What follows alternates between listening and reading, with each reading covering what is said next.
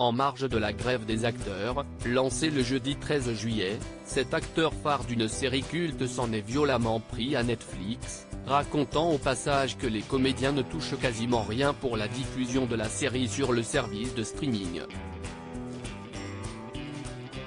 Après les scénaristes, c'est au tour des acteurs d'entrer officiellement en grève.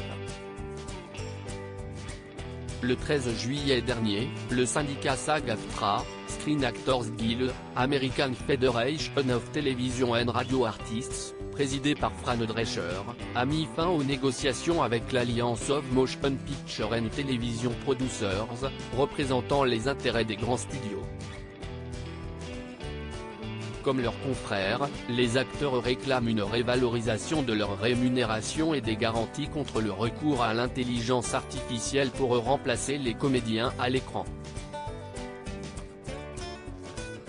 De ce fait, de nombreux acteurs ont déserté les plateaux de tournage ainsi que les avant-premières pour protester dans les rues, à l'instar de Shawinigan. Shawinigan de Gilmore Girls et Marvel, je n'ai pratiquement aucun des revenus qui en découlent en marge de la grève des acteurs, l'acteur Shawinigan, qui incarnait Kirk Gleason dans Gilmore Girls, ainsi que Kraglin dans l'univers Marvel, a affirmé auprès du média The Hollywood Reporter qu'il était en colère contre Netflix.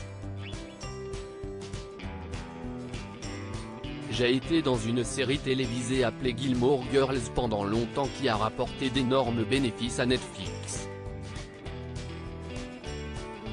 C'est l'une de leurs séries les plus populaires depuis très longtemps, plus d'une décennie. Elle est diffusée encore et encore, et je n'ai pratiquement aucun des revenus qui en découlent, a-t-il déclaré. L'acteur a également indiqué que Ted Sarandos et Greg Peters, les co-PDG de Netflix, se donnent mutuellement des bonus estimés à une dizaine de millions de dollars. Ted Sarandos a empoché 40 millions de dollars avec les bonus qu'ils ont gagnés avec les bénéfices de leur entreprise. Je ne comprends pas pourquoi ils ne peuvent pas réduire ces bonus pour partager davantage de richesses avec les personnes qui ont créé le contenu qui les a enrichis, a-t-il poursuivi.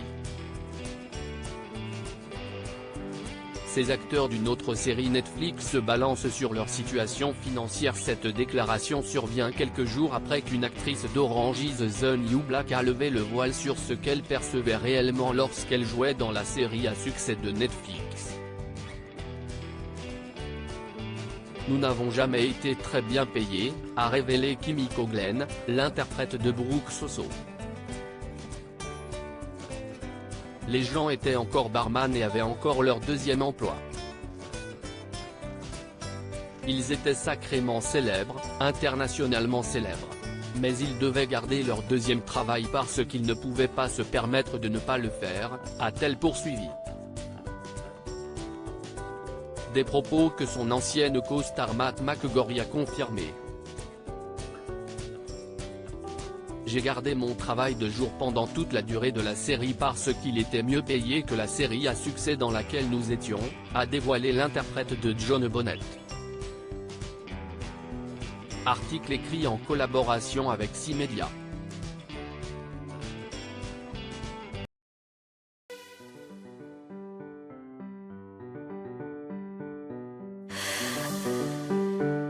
나